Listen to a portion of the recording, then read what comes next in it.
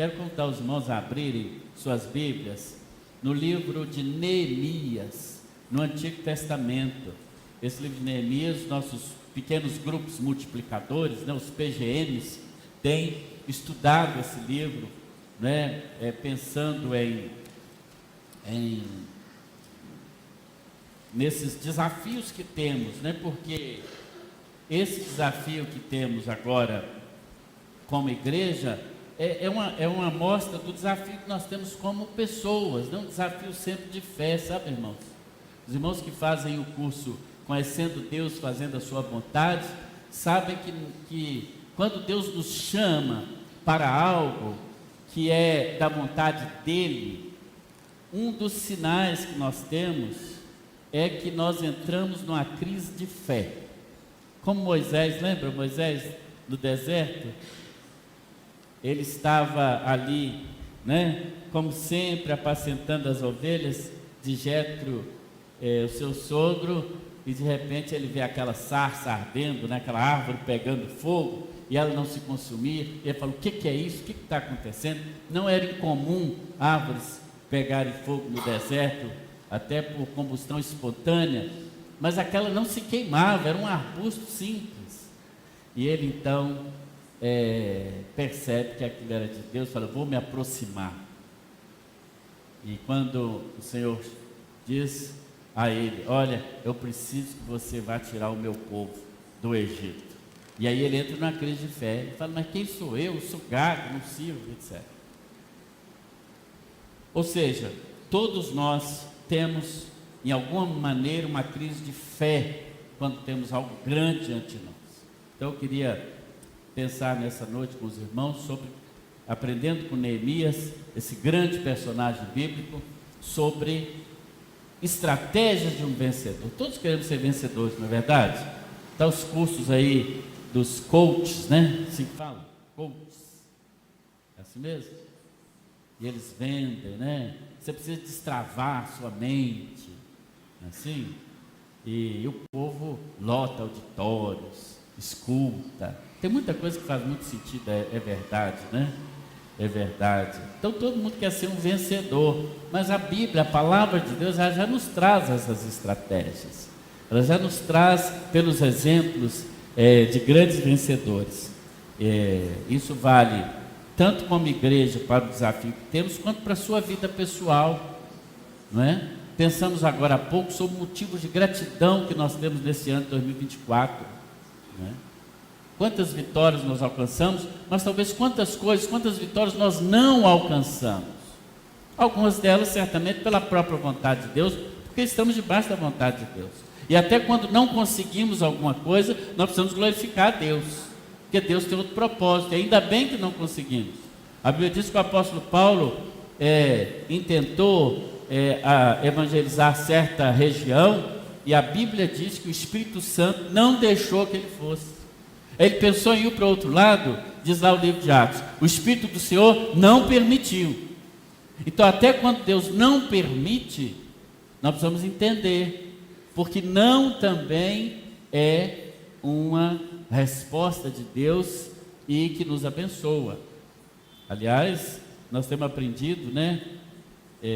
Certamente todos aqui, se não a grande maioria, tem acompanhado pela internet, pelas redes sociais, etc., o caso da moça, né, que vinha num voo do Rio para Belo Horizonte e não cedeu lugar para a criança, não é isso? Vocês viram isso, né? E eu fiquei fã daquela moça, porque se fosse eu, cederia. Eu sou meio bobo, sabe? Mas ela falou não, e a gente precisa aprender a falar não. Porque muitas vezes quando a gente fala sim para o outro, a gente fala não para nós mesmos. Fala não para a vontade de Deus. E Deus também fala não para nós. Por isso nós não podemos ser uma criança birrenta. Ah, Deus falou não, ou Deus não me respondeu. Não, Ele responde até no não. Então nós temos que agradecer até por aquilo que nós não conseguimos. Porque se estava na vontade de Deus e Ele não permitiu, é livramento, é bênção, é cuidado de Deus para conosco. Mas há algumas coisas que não acontecem porque nós não usamos a estratégia certa, ou porque, diante muitas vezes de uma oposição, nós paramos. E nem sempre quando há oposição é porque Deus não quer. Às vezes uma porta fechada, ela não é uma porta fechada por Deus.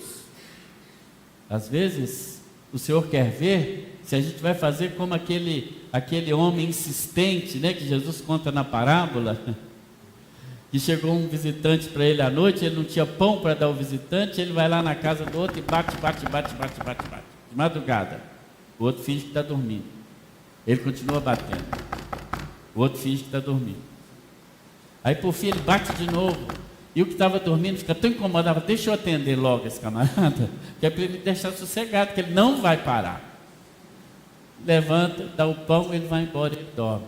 Assim diz a palavra de Deus, nós também devemos às vezes insistir com o Senhor, quando é algo que nós sabemos que está na vontade dEle. Então nem toda porta fechada quer dizer que foi Deus que fechou também não. Às vezes nós precisamos insistir, se cremos que está do centro da vontade de Deus, que vai glorificar o Senhor. E Neemias nos ensina muito sobre essas coisas. Muito, muito, muito. Sou apaixonado com o livro de Neemias. E aqui no capítulo 4, nós vemos então que ele está em Jerusalém, construindo, né, com o povo o muro, mas aparece a oposição.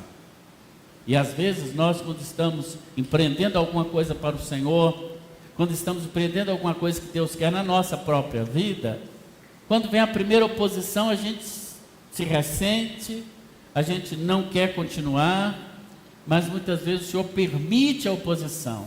Primeiro, para mostrar que Ele está nesse negócio. Porque, irmãos, se alguma coisa vai muito, muito certinho, muito redondinha, fica atento. Fica atento. Projetos de Deus sempre terão oposição. Sempre terão. E Neemias nos ensina isso. Portanto, sua Bíblia já está aberta em Neemias capítulo 4, na verdade, mensagem sobre o capítulo todo. Mas eu queria chamar a atenção dos irmãos, principalmente para o versículo 7. Então, Neemias capítulo 4, a partir do verso 7, diz assim: quando, porém, Sambalate, Tobias, os árabes, os amonitas e os homens de Asdod souberam que os reparos nos muros de Jerusalém tinham avançado e que as brechas estavam sendo fechadas, ficaram furiosos. Todos juntos planejaram atacar Jerusalém e causar confusão. Mas nós oramos ao nosso Deus, colocamos guardas de dia e de noite para nos proteger deles. Enquanto isso, o povo de Judá começou a dizer: os trabalhadores já não têm mais força e ainda há muito entulho. Nós mesmos não conseguiremos reconstruir o muro. E os nossos inimigos diziam: antes que descubram qualquer coisa ou nos vejam, estaremos bem ali no meio deles. Vamos matá-los e acabar com o trabalho deles. Os judeus que moravam perto deles 10 vezes nos preveniram: para onde quer que vocês se virarem, saiba que seremos atacados de todos os lados. De todos os lados. Verso 2 também quero chamar a sua atenção. 1 e 2. Quando Sambalate soube que estávamos reconstruindo o muro, ficou furioso, ridicularizou os judeus, e na presença dos seus compatriotas e dos poderosos de Samaria disse: o que aqueles frágeis judeus estão fazendo? Será que vão restaurar o seu muro? Irão oferecer sacrifícios? Irão terminar a obra num só dia? Será que vão conseguir ressuscitar pedras de construção daqueles montes de entulho e das pedras queimadas?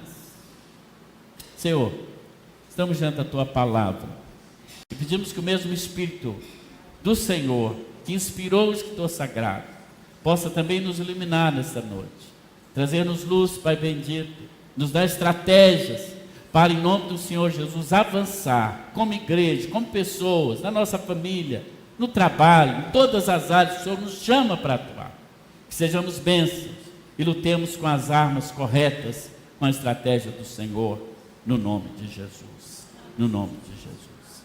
Vemos aqui o povo de Israel, irmãos, sendo atacado pelos inimigos.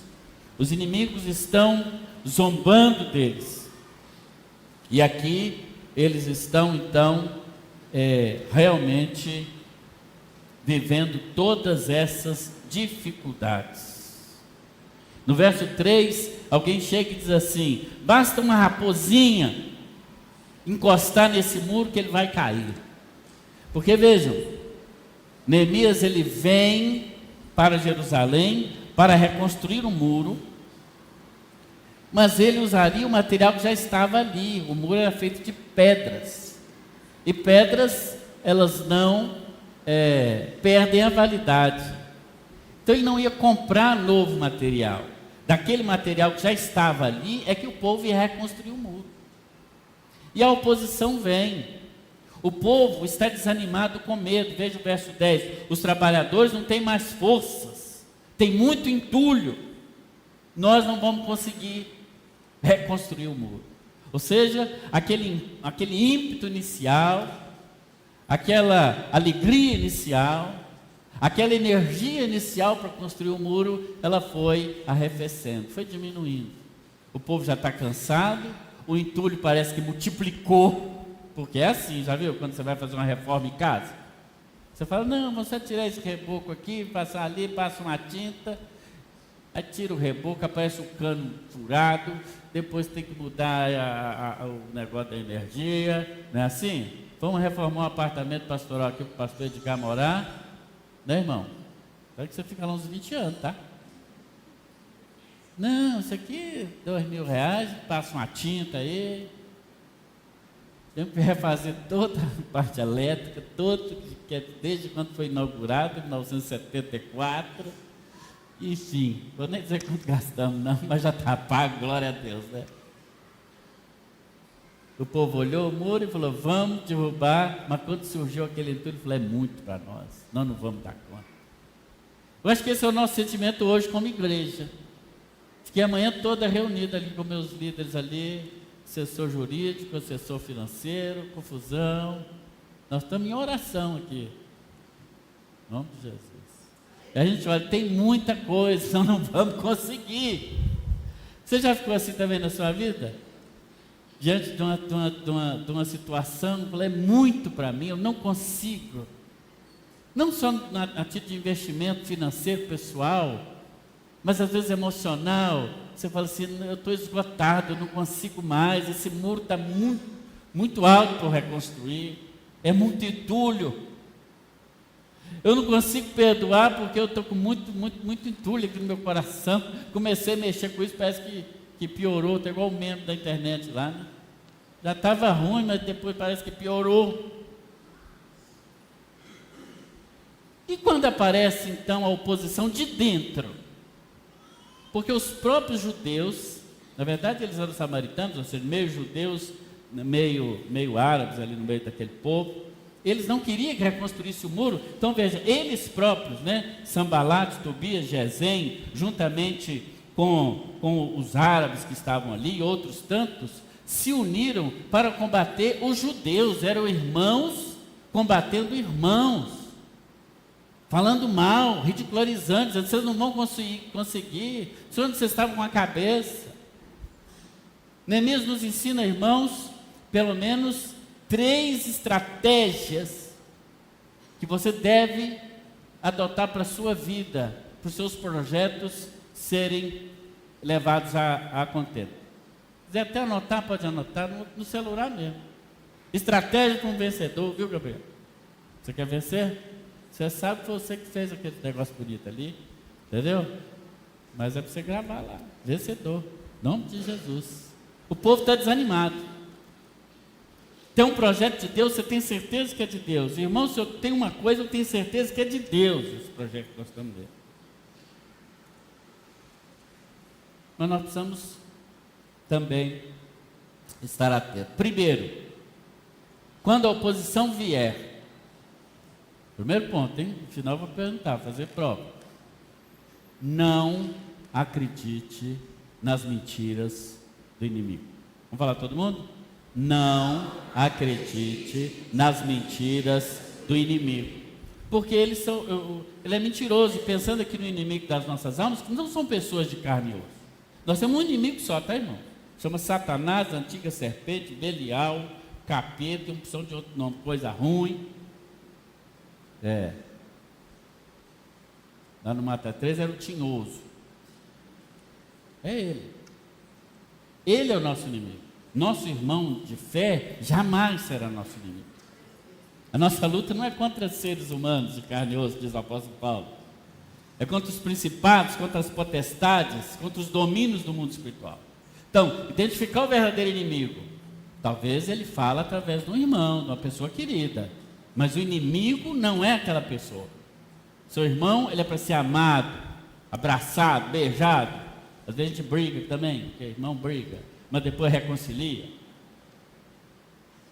E qual que é uma mentira que Satanás coloca no nosso coração quando nós estamos no intento de fazer algo para o Senhor ou de Deus fazer alguma coisa na nossa vida? Ele diz assim: você é um fraco. Você é um fraco. No versículos 1 a 3, como lemos, né?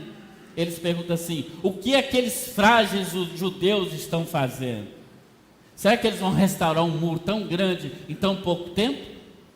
Porque era uma obra impossível de ser realizada, e nós sabemos que foi realizada em 52 dias, menos de 2 meses. Por isso que o povo todo em volta olhou e falou assim: foi Deus que abençoou aqueles judeus, porque senão eles não conseguiriam. Irão terminar a obra num só dia? Serão que vão conseguir restaurar esse muro? A intenção era humilhar o povo e fazê-lo desanimar. Inimigos que estavam movidos de ira, de inveja, de preconceito. E vai dizer: esses fracos judeus, vocês não dão conta. Mas aí que está, esse é o segredo das coisas de Deus. É que o poder do Senhor na nossa vida, ele se aperfeiçoa na nossa fraqueza. Qual é a sua fraqueza, pessoal? Sim, todos nós temos uma fraqueza pessoal. Paulo chama de o espinho na carne. A mitologia diz que é o calcanhar de Aquiles, aquela parte de nós que insiste em nos fazer pecar. A Paulo, o Senhor disse: a minha graça te basta. Convive com esse problema aí. Busca santidade, mas você vai conviver com esse problema. Isso nós somos chamados a fazer, irmãos. A santidade, às vezes, alguns pregadores eu vejo falando sobre santidade, colocam uma régua tão alta, que nem Deus exigiu das pessoas da Bíblia. Colocam uma régua inatingível. Às vezes eu escuto palestras para jovens, às vezes: oh, não faça isso, não faça aquilo, porque aquilo é pecado, aquilo também é, Ok, é pecado de verdade.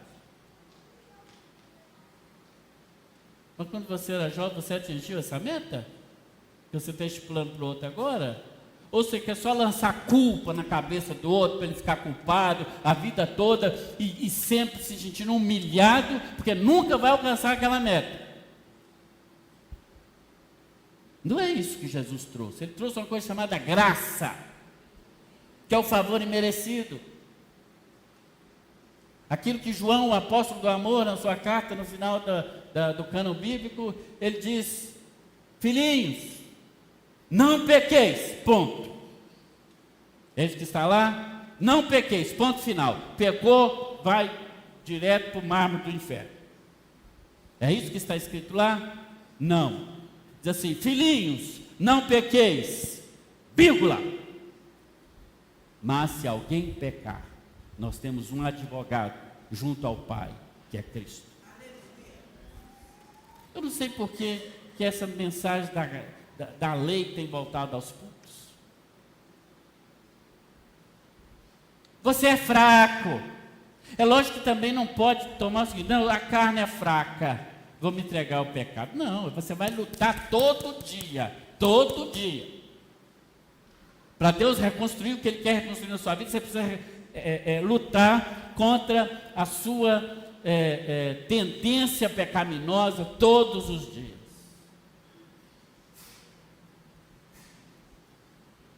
Essa é a primeira mentira. Você é um fraco. O que aqueles frágeis judeus estão fazendo? Você é fraco mesmo, pecador, falha, mas a força do Senhor, ela de fato aparece, é quando você se diz fraco, Ele te levanta. A minha graça te basta, Paulo. Essa meta não é para ser atingida aqui, Paulão. Sossega, a minha graça te basta. A segunda mentira que Satanás lança sobre nós, quando nós também estamos buscando fazer a vontade de Deus, está aí no versículo 2. Queria que você abrisse de novo sua Bíblia, Neemias 4:2. No finalzinho do versículo, eles dizem assim: será, finalzinho do versículo, está lá na tela, será que irão terminar a obra num só dia? Está ridicularizando, ninguém falou que era num só dia. Será que vão conseguir ressuscitar pedras de construção? Porque, como eu disse, as pedras estavam ali, as mesmas pedras. Pedras de reconstrução daqueles montes de entulho. E de quê? O que está escrito lá? E de pedras queimadas. Que pedras queimadas eram aquelas? Era a pedra que foi construída a primeira vez. Os inimigos vieram, queimaram tudo, derrubaram, aquelas pedras estavam ali. As pedras queimadas. Será que pedra queimada serve para alguma coisa? É Sanbalate que está dizendo. Será que eles vão conseguir restaurar a pedra queimada? Será que é possível? Os construtores aí, o povo que mexe com construção, será que é possível fazer o muro de novo, mesmo com aquela pedra que foi rejeitada e que foi queimada? O que vocês acham? Sim ou não? Não? Tem gente que acha que não. É a pedra. Não é aquele tijolo que quebra, não. Pedra. Washington, você que é construtor, dá para aproveitar. Dá para aproveitar. Né, Raimundo? Dá para aproveitar. Pedra queimada ainda serve. Deus pode pegar uma pedra que não servia para nada, que estava queimada, e fazer com que ela se transforme num muro bendito para Deus. O que é uma pedra queimada? Muitas vezes somos nós. Essa é outra mentira que Satanás joga. Você é uma pedra queimada. Você já não serve para mais nada. Você já serviu, botaram fogo em você, agora você está queimado, você não serve mais. Quantas pessoas nós temos assim, muitas vezes nas igrejas, por aí, você que me assiste por esse canal aí da internet, quem sabe você nunca ouviu essa palavra? Se você não pode mais, você não é digno mais, você não serve mais, você pecou assim, você fez assado, e agora você tem que ser jogado fora. Mas você é pedra, e pedra não estraga, pedra não deteriora, pedra não tem prazo de validade. É assim que Satanás às vezes fala conosco e nos desencoraja. Quando Jesus olha para Pedro, e por isso ele usa esse termo, Pedro, né? Era uma maneira de Jesus comparar com a pedra, né? Petros significa pedrinha, Petra significa rocha. Jesus diz: eu sou a pedra, a Petra, mas você é Petros, você é uma pedrinha. Nós somos pedras, duros, resistentes. Pode queimar que nós continuamos, amém ou não? Pode derrubar que nós não quebramos, que nós é pedra. O que é uma pedra queimada? É alguém que conheceu o Senhor durante um tempo, tomou uma decisão por Ele, mas algum revés da vida o tirou da presença de Deus, ele não faz mais parte do muro, queimaram ele por uma palavra maldita de um líder que às vezes veio e falou. Porque para trazer alguém para o Evangelho é das coisas mais difíceis que existe, sabia, irmãos? Mas para escandalizar uma pessoa basta uma palavra para ela ficar queimada. É assim, eu tenho encontrado pessoas por aí, às vezes tomo Uber aí, e muitas vezes são pessoas que já fizeram parte de uma determinada igreja, A, B, C ou D. Quando eu vou falar de Jesus, eu sou ex-evangélico. Eu falo, existe isso? Não tem bem que lá no Rio tem um traficante evangélico? Diz que tem lá, ainda bem que não tem aqui, né? Se tem, eu não estou sabendo, olha, eu não quero saber também não, tá? Não, eu sou... Já encontrei gente que foi aqui da igreja. Falei, não, eu já fui lá naquela igreja. Fui batizado lá. E às vezes vem aquela história ruim por trás. Mas minha filha engravidou com 17 anos. E aí eles enxotaram ela da igreja, mandaram ela embora da igreja. Nunca mais ela botou o pé lá. Sabe o que é isso? Pedra queimada. Mas eu estava no ministério assim, assim, assado. Veio um pastor e não sei o que. Pedra queimada. Eu estava indo tão bem. Mas aí apareceu o príncipe encantado no cavalo branco. Eu abandonei a fé e fui atrás do príncipe. Depois eu descobri que o príncipe foi embora e ficou o cavalo. Pedra queimada. Pedra queimada. O que é uma pedra queimada? Uma pessoa que às vezes pensou que ser de Deus era ter que trabalhar muito para Deus, fazer muita reunião, ensaiar muito coro, muito PGM, muita escola dominical, muito culto, muito isso. Ela ficou esgotada. Ela não aguentou. Ela falou, cansei. Se isso é ser cristão, eu não quero. Enganaram ela. Nós não fazemos obra para Deus, nós fazemos com Deus, é Ele que faz. Deus não quer ninguém esgotado, cansado, estressado. Pedra queimada. Pessoas que têm rancor em relação à igreja, em relação a pessoas, em relação a familiares, e vem guardando aquele entulho lá dentro, cheio de pedra, cheio de coisa, um monte de entulho do passado. Quando você conversa com ela, mas aqui, mas fulano fez isso, mas Beltrano. Irmãos, pedra queimada. Eu vi uma ilustração que eu achei muito interessante, até de um humorista, mas ele falou sério. Ele diz assim: quando alguém é picado por uma cobra, você, Vitor, que é especialista em café, pé de café, e pé de café tem cobra, você sabe, né? Elas gostam de comer café. Ou então do roedor que vai ali comer aquela sementinha. Uma pessoa é picada por uma cobra. Aí aquele humorista fala assim: se você for picado por uma cobra, fala aí para mim, o que é que você vai fazer?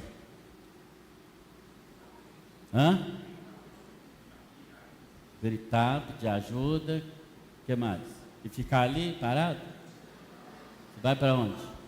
Hospital. Você vai correndo para o hospital. Tira uma foto da cobra, tá? Mata ela não, que ela é bichinho bonitinho também. Leva a foto para saber que soro você vai tomar. Não é isso? Ou a cobra te picou, você sai correndo atrás dela. Cobra, por que você fez isso comigo, cobra? Você foi muito malvada. Não magoei com você, não gosto. É isso que você vai fazer? Olha aqui para mim. Porque quando alguém te magoa, ao invés de você buscar cura, ao invés de buscar solução para o seu problema, você fica falando para aquela pessoa: não sou mais seu amigo. Ou fala para o outro: fulano me machucou, me magoou. Por quê? Isso é insensato. Larga a cobra para lá, filho. Vai buscar cura para a sua vida. Vai buscar cura em Cristo, na palavra de Deus. Não se torne uma pedra queimada. Porque pedras queimadas muitas vezes são rejeitadas. Para Sambalate, para Satanás, uma pedra queimada não serve para nada. Mas o nosso modelo é de Neemias. Para Neemias, pedra queimada pode fazer parte do muro. Neemias representa Deus, que nos restitui ao lugar de onde nós não deveríamos ter saído. Que nos restitui mesmo diante dos nossos pecados e dos nossos problemas. Que nos traz de novo para o propósito de Deus, para estarmos onde Deus quer que nós estejamos. Para ser ainda mais resistente. Para ter uma argamassa ainda mais forte. Para não ser destruído por nada.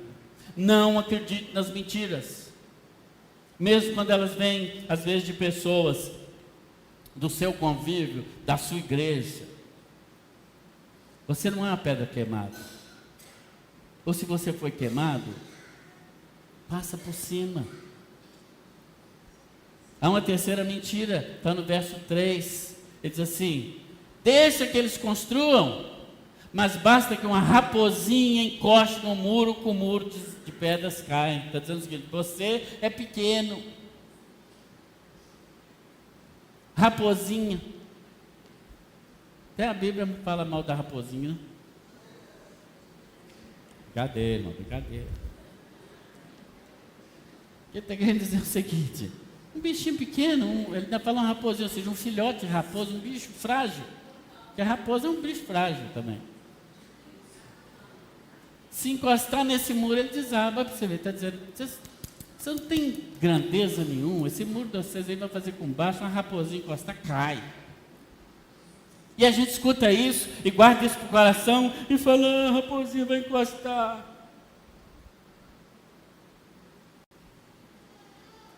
Tenta nos apequenar. Tenta dizer que a nossa obra ou aquilo que a gente faz não tem valor.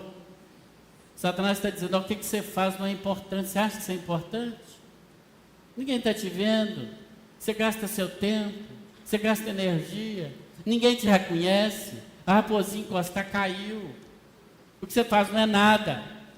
E como nós temos raposinha na nossa vida, até dentro da família. Dentro da família. Crítica, mentira, ciúme, inveja, murmuração, desconfiança. Até no meio cristão acontecem essas coisas. Vira e mexe, a gente ouve escândalos de igrejas, de líderes que estão aí até em família brigando uns com os outros, em público. E a gente briga mesmo, mas briga em particular, irmão. Não está brigando em público para escandalizar o Evangelho. São as raposinhas que vêm na nossa eira trazer realmente destruição. Você não é fraco, você é forte no Senhor. Não acredite nas mentiras. Esse é uma primeira estratégia. A oposição vem. Se você está no propósito de Deus, vai vir a oposição. Mas creia na verdade do Senhor. Tenho certeza que para esses que venceram aqui etapas, concluíram cursos, passaram em concursos, não foi fácil, teve muita oposição. Até aqueles que diziam: não, essa carreira não vale nada, essa carreira não é boa, não vai ganhar dinheiro, isso não dá nada, já tem muito por aí.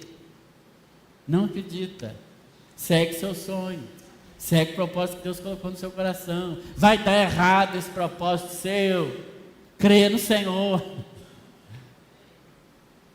Uma segunda estratégia das 3. Olha comigo o verso 7. Abre sua Bíblia e olha comigo o verso 7. Quando, porém, Sambalate e Tobias souberam que estávamos reparando o muro, e os reparos estavam avançando, é isso que diz, né? Tinham avançado, e que as brechas, presta atenção nessa palavra, e que as brechas estavam sendo fechadas, eles ficaram o quê? Furiosos. O inimigo fica furioso. Sabe o que mais mata o inimigo? Não é de você ficar brigando com ele, não. A gente não briga com o inimigo, não bate boca, não, tá, irmão? Nem com irmãos. Dizem que um famoso pianista, ele estava sendo criticado por um outro pianista, Rivaldo. E o outro está contando: pois ele falou isso de você, falou aquilo, ele está tocando. Mas ele falou isso, e ele está tocando. Por fim, aquela pessoa falou: para de tocar. Você não vai fazer nada, o cara está falando que você é isso, aquilo, você não vai falar nada, não vai responder nada. O que você vai fazer? E o pianista falou assim: eu continuo tocando contra ele. E continuou tocando. Porque o que mais irritava o rival era a maneira linda, maravilhosa que ele tocava aquele instrumento. É isso que irritava o outro. Ele queria chamar para briga, ele queria que você descesse ao nível dele. Sabia, irmãos? Tem uma coisa terrível que é, por exemplo, fofoca. Aqui não tem isso não, mas por aí, mundo afora tem. O que vocês viram? Não estou entendendo, não? Depois vocês me contam, então. Não é? E o fofoqueiro é assim, ele tem uma arma que nós não temos. Não é? Que ele vai falando sem responsabilidade nenhuma, ele vai falando, vai espalhando. Mas a gente que é de Deus não vai fazer isso. Quando alguém vier perguntar a gente vai contar o nosso lado da história, não é assim não, o que aconteceu foi isso. E lembre-se sempre, toda história tem 2 lados. Você não pode nunca tirar a conclusão ao ouvir um lado de uma história. Procura ouvir o outro. Sempre tem 2 lados. Quando você ouve um lado e já toma a sua conclusão, não, aquele outro é o ruim, esse aqui é o bom, você está errado. Sempre tem o outro lado, você precisa ouvir, julgar. Eu não digo nem de tomar partido, não é isso fazer, talvez tentar a reconciliação daquelas duas pessoas. Não é? Mas olha, o que irritava o inimigo é que eles estavam fechando as brechas do muro lá. Olha que imagem bonita. As imagens estão erradas. Lá tem uma, aqui tem outra. É assim mesmo? Eu estou olhando aquela de lá. Agora apareceu aqui. Muito bem. Olha lá, está vendo a brecha no muro lá? E eles estavam fechando. E o inimigo nervoso, porque estava fechando a brecha. Não é? Eles estavam avançando. E o avanço causa tristeza no inimigo.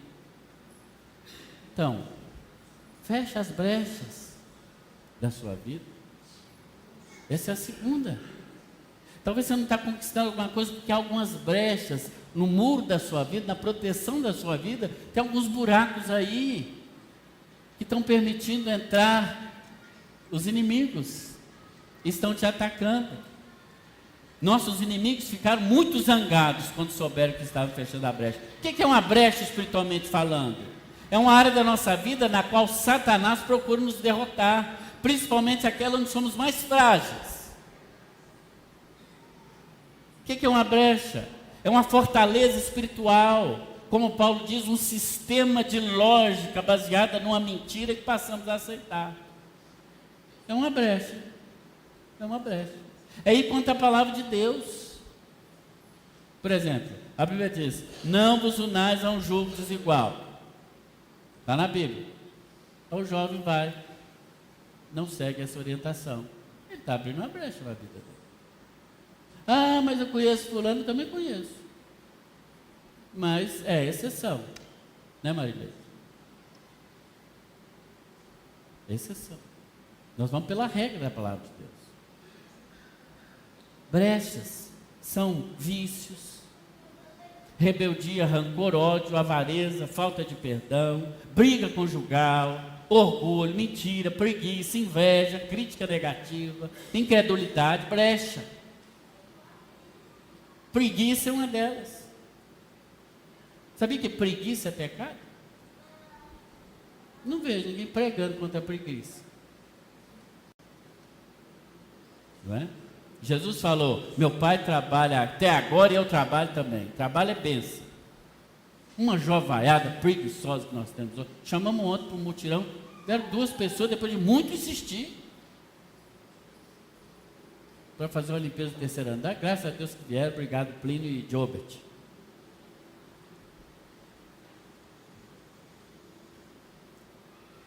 Vício, crítica negativa, gente que sempre puxa para trás.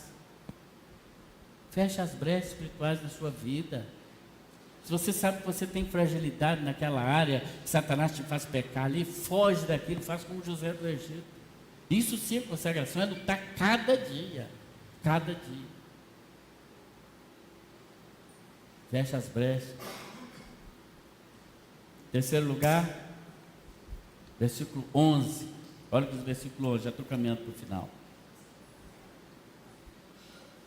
E os nossos inimigos diziam: antes que descubram qualquer coisa ou nos vejam, estaremos bem ali no meio deles. Vamos matá-los e acabar com o trabalho deles. Interessante. Os inimigos diziam: antes que eles nos vejam, antes que eles descubram. Então a terceira e última estratégia que aprendemos aqui é: abra os olhos espirituais. Primeiro, não acredite nas mentiras. Segundo, feche as brechas. Terceiro, abra os olhos espirituais. Abra os olhos espirituais. Verso 11, na outra tradução, diz assim: os nossos inimigos pensavam que não podíamos vê-los. Mas eles estavam no muro. Neemias estava no muro. Quando os inimigos vinham chegando, ele via claramente que eles estavam chegando. Sabia que o maior trunfo do meliante, do ladrão, etc., é exatamente a invisibilidade, né? Tanto é que as autoridades militares, as forças de segurança sempre nos alertam para estar atento, né? Mulher é uma benção para entrar no carro. Entra no carro primeiro, passa o batom, passa aquele trem que passa aqui nesse cabelinho dos olhos aqui, como é que chama? Rim. Abre o porta-luva, vê se não, entrou no carro, irmã, sai fora. Para no lugar seguro, no shopping, aí vai passar os negócios aqui. Amém?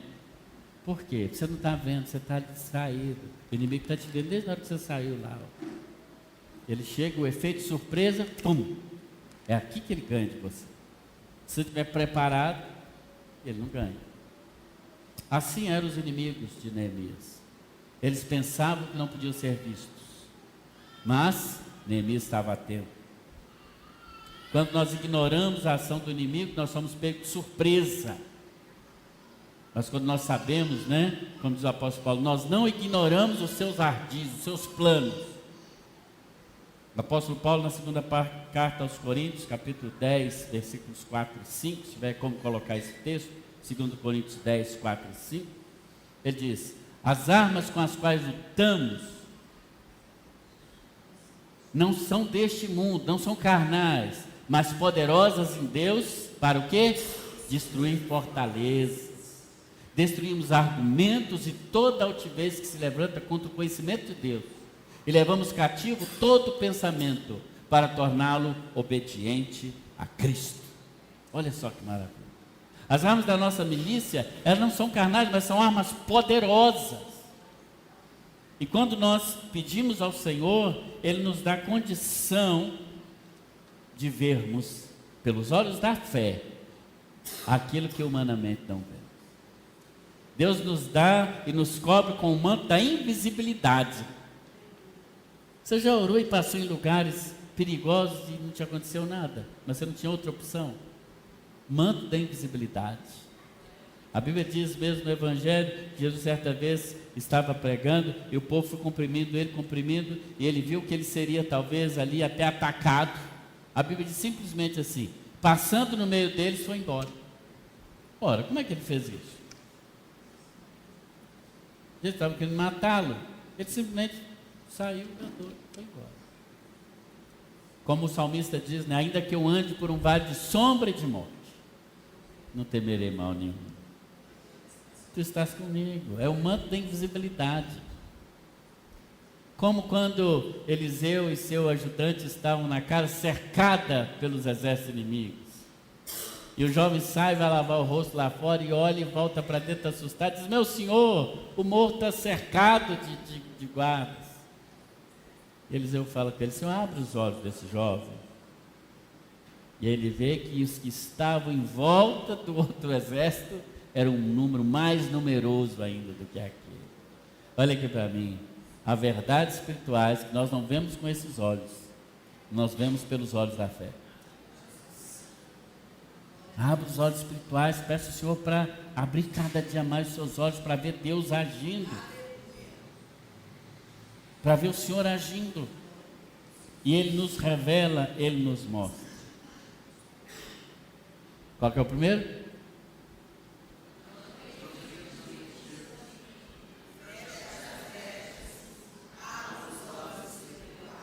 São as 3 estratégias. E depois vai dar tudo certo, você vai vencer. Não. A conclusão é: prepare-se para a batalha. Prepare-se.